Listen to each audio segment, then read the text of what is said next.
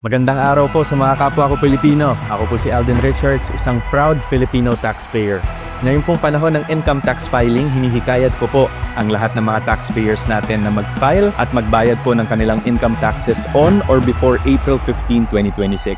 Ang tamang pagbabayad po ng buwis ay mahalagang ambag natin sa patuloy na pag-unlad ng ating bansa para sa mas maayos na serbisyo publiko at mga programang makakatulong sa pag-angat ng bawat mamamayang Pilipino. Upang maiwasan po natin ang rush o penalties, syempre ayaw po natin yan, mag-file at magbayad po tayo ng maaga o sa takdang panahon. Para sa karagdagang impormasyon, bumisita lang po tayo sa website ng Bureau of Internal Revenue o sa pinakamalapit na BIR office sa inyong lugar. Ito po, paalala ko lamang po sa inyo, magbayad po tayo ng tamang buwis sa tamang oras para sa mas maunlad na Pilipinas.